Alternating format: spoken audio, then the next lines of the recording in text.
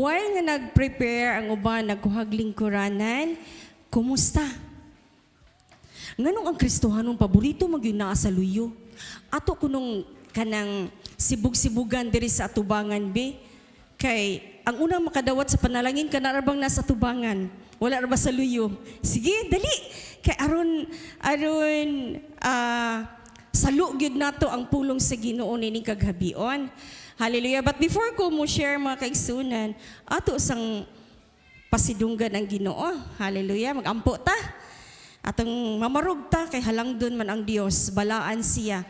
Ato siyang tahuron kay Dios siya nga wala gyud sama. Hallelujah. O balaan nga Dios, mapasalamaton kami Lord niining lain na usab Ginoo nga simana. Nga diin o Dios kami magadayig, magasimba ug mapasalamaton kay ikaw gayud ang Dios nga maayo sa among mga kinabuhi. Gani Lord ang imong bugtong anak nga mao si Ginoong Hesukristo, mao gyud Ginoo ang naghatag kanamo sa dalan sa kamatuoran ug sa kinabuhi ug ang tanang butang nga maayo gikan gayud diha kanimo busa Lord. Takus ka nga pagadaygon, takus ka nga pasalamatan sa imong mga katawhan niining nahabilin nga oras amo kining hala diha kadimo panalangini ang matag usa nga ang mga pulo nga among matun-an karon Ginoo pamuhat kini, magatubo kini sa amuhang kasing-kasing o sa among kinabuhing Kristohanon. Lord, amo kang gidapit Holy Spirit, magapamuhat ka sa matag usa ang tanan dungog ug himaya kanimo lamang Lord, in the mighty name of Jesus. Amen. Hallelujah. Salamat sa Ginoo. Charter Day sa Lapu-Lapu. Hallelujah. Walay klase, walay trabaho. Amen. Nalipay mo ni ana nga nakapahulay. Hallelujah. Mga kaigsunan, daghang dapit sa probinsya sa Pilipinas nga kasagaran nagtanom og kahumayan. Si Ma'am Elsie o si Sir Ray nakakuani sila kay magsugod sa hilungos gikan sa sugod sa bato dako kay kahumayan diha ma'am no. So ang Pilipinas gani sa unang panahon gitawag ni siya og producer ni sa bugas sa unahang panahon. So nay picture diha mao na ang Pilipinas dako kay kahumayan, daghan kay kahumayan ang Pilipinas mga kaigsunan. Og ang matag farmers, nasayod magyud tanong nga ang matag farmers, wala po'y farmer siguro nga dili mag-expect og daghang bunga. Ang matag farmers mag-expect gud na sila og good harvest. Amen. Unya sa personal na ko mga kaigsunan, ako nagdako ko nga taga-bukid. Nagdako ko sa Mindanao mga kaigsunan nga ako mga ginikanan dako og kahumayan. Kamao ko magtanom, kanang nakita ninyo sa picture, kamao ko magtanom og humay. Unya, sa next picture ati, mauna, nagdako ko nga ingana mga kaigsunan. I don't know sa inyo ha, nagdako na manggumog syudad.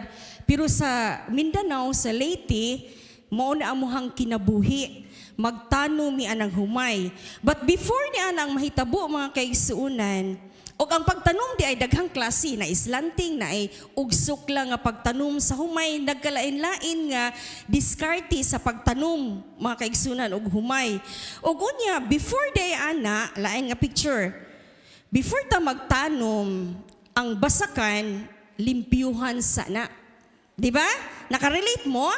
Limpyuhan sana mga kaigsuunan. Before magtanom ang mga magsasaka or mga farmers, limpyuhan gid na siya aron maayo ang tubo sa humay. Unya, sa dihang magtubo na ang humay mga kaigsuunan, dili gyud kalikayan nga naapoy masagol nga sagbot nga mudungan og tubo sa humay. So ay gani mo bisag tanom lang mo og kanang sakaang matingala mo gang inyohang gitanom kamatis ra pero nganong na may mutubo nga sagbot sa kilid-kilid. So kung lantawon po ninyo mga kaigsunan mao na ang humay naisagbot diha nga naapil or ni sabay siya tubo sa humay mga kaigsunan.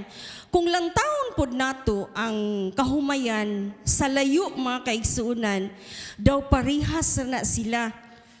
Dili nimo makit-an kung adto ka sa layo, dili nimo makit-an nga naay sagol nga mga sagbot. Anhara na nimo makit-an kung imo nang duolon.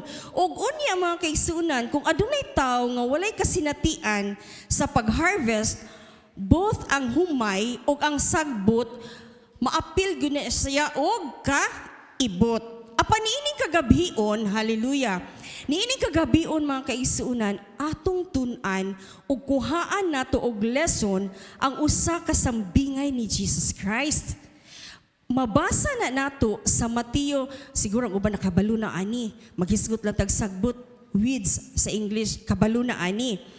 Mahitungod ni siya sa sambingay ni Jesus Christ nga mabasa nato sa Mateo 13 verse 24 to 30, 36 to 43, ang sambingay mahitungod sa mga sagbot. Pero dili na mao ako ang title nining kagabion. Di ba si Jesus Christ, mga igsuon, nagtudlo siya through sa parables, mostly mabasa nato sa New Testament.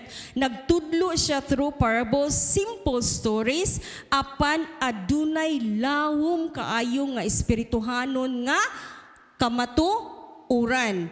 Hallelujah. Gali dinhi sa sambingay nga ato ang pagatun-an karon ini kagabion, magtudlo or nagtudlo ni about sa kingdom ni God, ang realidad sa dautan dinhi sa kalibutan, ug dinhi pud nato makita sa parables of the weeds or sambingay sa mga sagbot, diri nato makita ang God's perfect justice.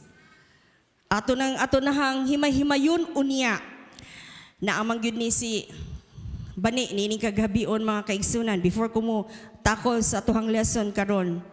Night time ani nga naglantugi mi about sa politics sa Pilipinas. Ni smile sa bani kay gidukol ko niya kay kusog kay ko maglantugi. Naglantugi mi ani one time mahitungod sa nahitabo karon sa politics ba sa nasod sa Pilipinas. Di ba walay nanilong karon sa atuhang panahon, especially sa atong panggobyerno karon mga kaigsuonan nga kanabitong ang mga wicked gusto sila nga maoy sakto. Nakita ninyo karon ang Pilipinas nga hitabo karon, sila'y maoy lang taon nga matarong sa mata sa publiko. Grabe ang Pilipinas karon, ang mga wicked magpakamatarong. Grabe sila ka mapahitas anon karon nga panahon. Unya, ako siyang gipangutana. Ako siyang gipangutana mga kaigsunan, akong giingnan siya nga. Kanang nganong gialaw man ni God nga ang mga evil people mo prosper. Di mo maka-question, ana. Nganong gialaw man ni God, nganong dili man dayon tangtang diha-diha ni God ang mga wicked or wickedness sa atohang government. Kay kung lantaw nimo maluoy na tas Pilipinas, hala isig grabe gyud ang kahako, grabe gyud kaayo mga kaigsunan. Unya, ako siyang gihinan, unsa po kay buhaton sa mga politiko nga may kahadlok pa sa Dios nga napalibutan man sila karon sa duha ka klase sa tao, both good and evil. Unsa kay standing sa mga politician karon nga nagtuo may kahadlok pa sa Ginoo, gitubag ko niya. Hulata gali ang Ginoo nga maoy mubuhat saligi gali ang Ginoo kay sa saktong panahon makita nimo ang iyang pagabuhaton sa mga politician or sa mga tao nga nakita nato nga ing ana ang binuhatan or paabota ang Ginoo sa saktong panahon nga adunay siya'y plano nga maayo sa Pilipinas. Og mao ni ako hang title karon mga kaigsunan, taktaas kay kog introduction no. Mao ni ang title karon, Trusting God's Perfect Timing.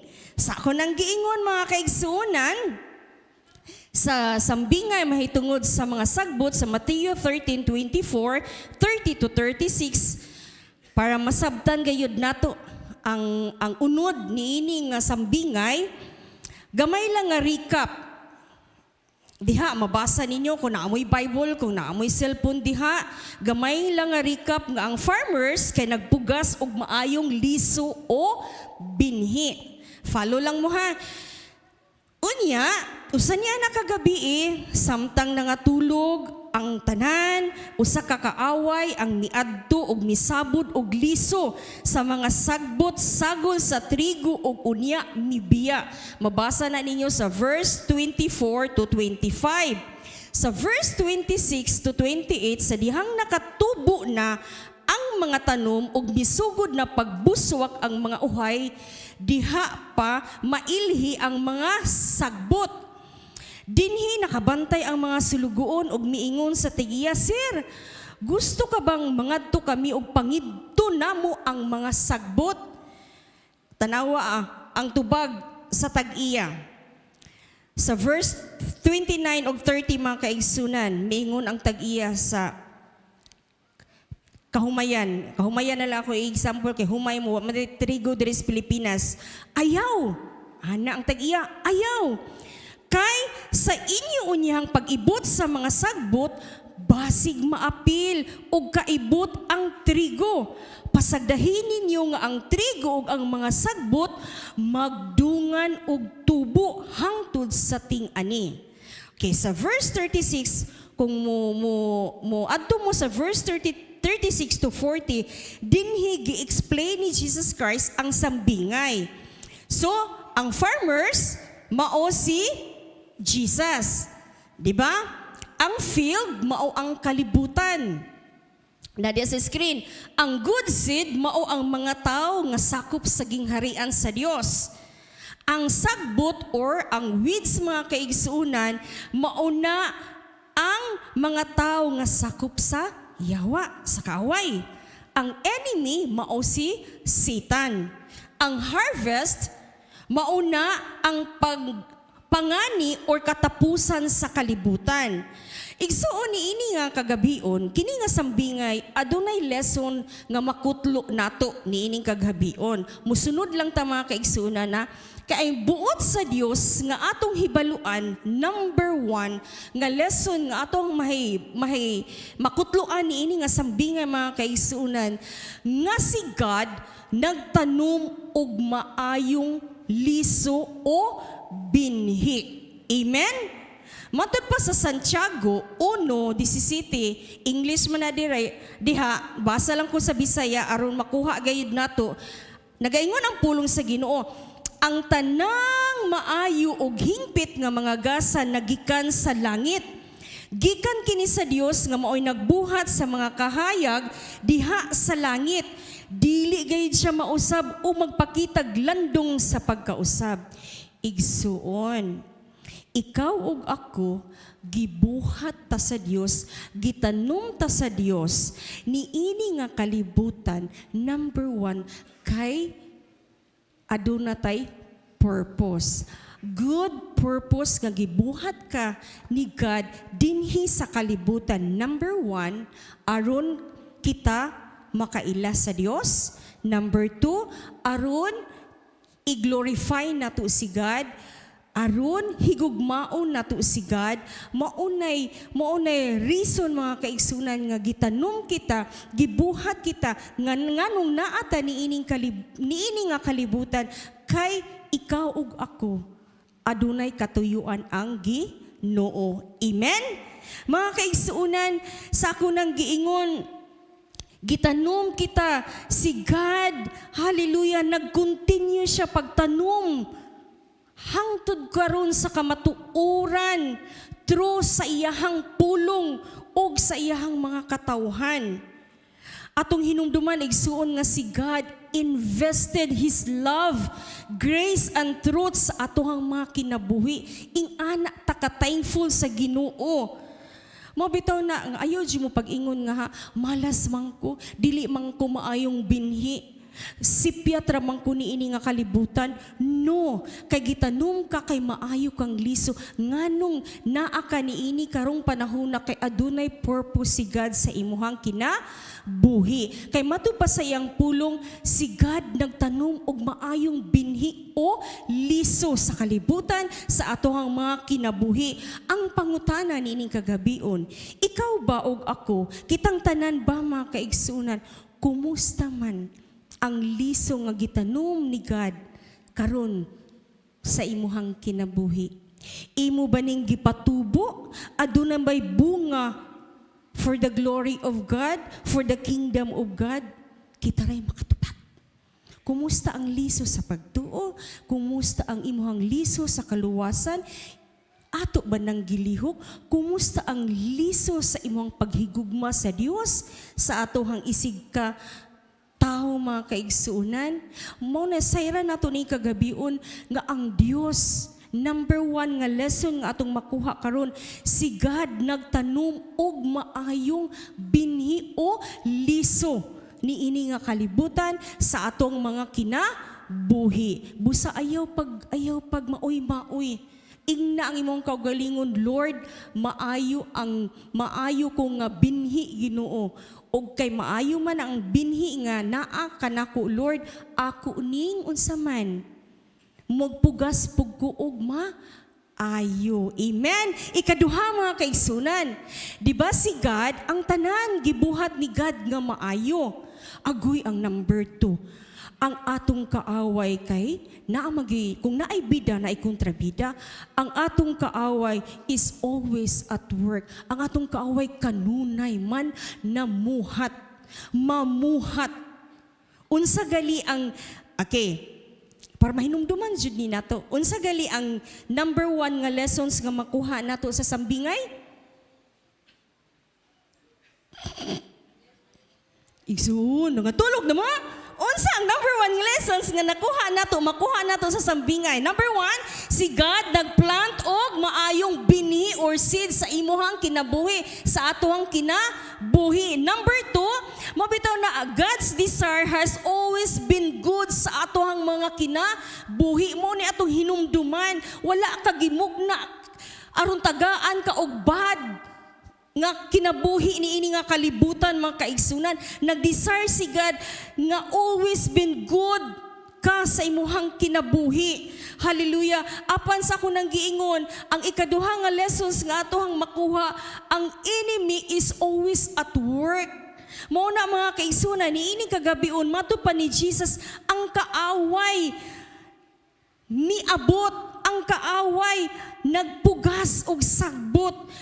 Muguba siya. Satan seeks to destroy, deceive, and distract sa katawhan sa Ginoo. Matupa sa 1 Peter 5:8, English man na diha, basahon na lang ako ang Bisaya kay wala ma-type. Nagwarning ka nato, pag maigmat o pag mabinantayon kamo, kay ang inyong kaaway nga mao ang yawa, naglibot-libot kaninyo sama sa liyon, nga nangulob, nangita og tukbunon. Hallelujah. Mabitaw niining kagabion mga kaigsuunan. Yes, si God nagtanom og maayong binhi, liso mga kaigsuunan. Apan ang kaaway dili siya buot nga kanang binhi, kanang liso nga naa karon sa imuhang kinabuhi, mutubo, mulambo kana. Gusto sa kaaway nga ilaron ka, gusto sa kaaway nga gubuon ka sa imuhang kinabuhi, sa imong relasyon sa Ginoo, sa imuhang pagkakristohanon. Apan ang word ni God kanunay na nagpahinumdom. Mabitaw na mapasalamaton ta mga kaigsunan, kay ang gugma sa Dios, ang pagkamaayo sa Dios, wala gid na maputol sa atong mga kinabuhi. Kanunay siya nag-warning sa 1 Peter 5:8, pag maigmat, pag mabinantayon kay naay kaaway, like a roaring lion, kanunay ra na siya naglibot-libot aron mutukob sa mga katawhan sa Dios. Hallelujah. Nakuha na to mga kaigsunan ang ikaduhang punto sa sambingan mahitungod sa sagbot. Mabitaw na mga kaigsunan niining kagabion, hallelujah, nagdasig ang Dios, hallelujah, nga dili gyud ta pwedeng magpakumpiyansa sa atohang kinabuhi. Ikatulo mga kaigsuunan, dali na jud kay ni ako ang i-share karon. God is patient. Hallelujah. Nakabantay mo sa sambingay, mabasa na ninyo diha nga niingon gani ang mga sulugoon. Ang gusto sa mga sulugoon niingon siya nga kanang sir, gusto nimo nga adtuon na mo dito sa field aron among ibton ang mga sagbot. Ang mga sulugoon wanted immediate action. Murag kita. Kabantay mo? Murag ako. Kita kus news ganina. Ay, murag, kaya bitong, Lord, kabantay mo sa news karon nga, grabe atong nasod mga kaigsunan. Ingana punta, gusto ta kanang immediate action nga Lord, ipanish gaya na sila Ginoo. Kung ana gyud na sila Ginoo, pero dili na mao ang plano sa Dios mga kaigsunan. Ang tubag sa tag-iya niingon siya nga ayaw. Wait, dili pa panahon nga kanang mga tawhana, kanang mga sagbuta pagaibton. God's patience, it is not weakness, it is mercy. Amen? Grabe gid ang Dios mga kaigsunan. Makita nimo usahay kita no, gusto kita mo hukom. Lord, kaya na niyo matay, dautan man gana siya. Pero grabe kay si God ang iyang mercy. Dili mo na igingon sa kanta ba nga walay makatugad sa mercy ni God. Hallelujah. Mato pa sa 2 Peter 3:9, nagtudlo ni mga kaigsunan that God is patient, not wanting anyone to perish, but everyone to come to repentance. Bisaya, para makuha. Sugod ko sa verse 8, na-share na ni Pastor. Apan mga hinigugma, ayaw ninyo hikalimti, nga sa Ginoo ang usa ka adlaw sama sa 1,000 ka tuig, ug ang 1,000 ka tuig sama lamang sa usa ka adlaw. Ang Ginoo dili maglangan sa pagtuman sa iyang gisaad, sumala sa gihuna-huna sa uban. Apan siya nagpailob kaninyo, kay dili siya buot nga may usa nga malaglag, kundili nga ang tanan maghinulsol og mubiya sa iyang mga sala. Matupani-bani, wala gi imposible sa Ginoo. Kanang mga politiko karon nga dautan, kanang mga politiko karon nga naghimo og dili maayo, though this seems far from God today, may become faithful followers tomorrow. Tuon mo ana? Kanang mga politician, bisan dili mga politician, kanang sa ato sa nagbuhat ba og mga dili maayo sa katilingban. No, mga kaigsunan, do they seem far from God, layo kay sila sa Ginoo karon. Pero wala ta masayod nga sa umaabot day nga panahon, mahimo silang faithful followers ni Jesus. Sama gud sa akong papa, usa ni ka-testimony sa akong papa nga nagpuyo nga rebellious life gud akong papa sa una mga kaigsunan, naatanan bisyo. For many years, grabe ang iyang pagkinabuhi nga dautan. Apan wala muundang akong lula sa mga pag-ampo. Mo na kamo magdasig jud ko sa inyo ha. Kung naa pa may sakop sa tong pamilya karon nga wala pa maduol sa Ginoo, number 1 gud nga yawi ana, pag-ampo. Ayaw gud mo pag-undang sa pag-ampo. Ang akong lula kanunay gina nag-ampo mga kaigsunan. Near the end of his life, sa kinabuhi sa kong papa, misurrender siya sa Ginoo.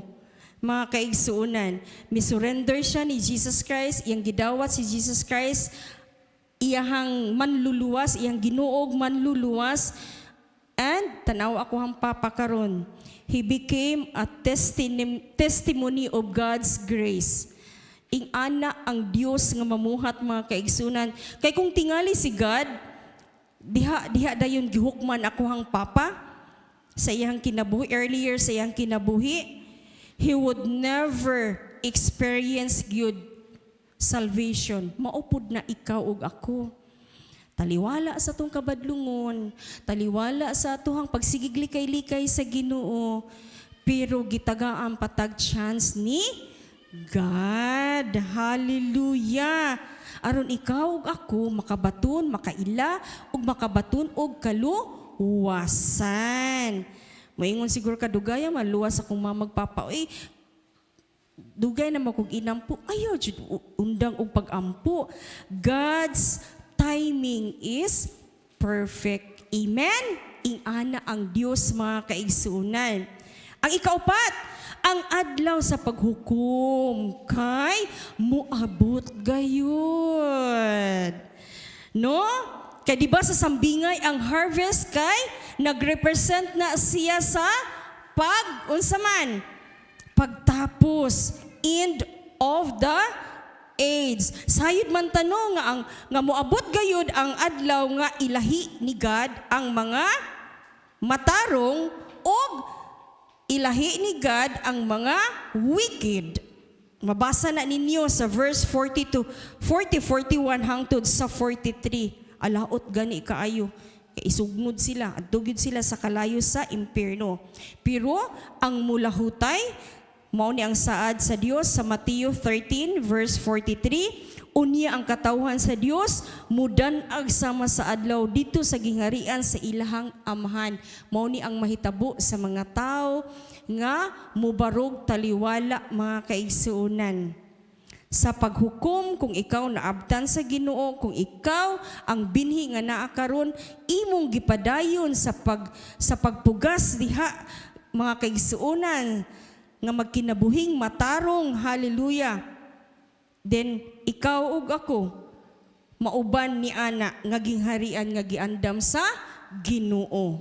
God's justice may seem delayed, but it is never denied. Hallelujah. God will judge the world at the appointed time. Mayingon bitaw sila, dugaya pa paabuta lang kaysa panahon nga mahitabo na. Anha gyud ta, matupa sa mga katigulangan, magkita gyud ang katag. Hallelujah. Number 5, katapusan. Igsuon, remain faithful while growing among the seeds. Mauni lisod. Hallelujah. Ang magpabilin nga matinud anon kauban sa mga sagbot. Kay usahay magpakahoy-kahoy ba ang Kristohanon, magpasagbot-sagbot. No? Kitang mga magtutuo nagpuyo sa kalibutan nga diin ang mga matarong ug ang mga makasasala ni exist side by side. Hallelujah. Ang atong responsibilidad, na side ba mo mga kaisunan?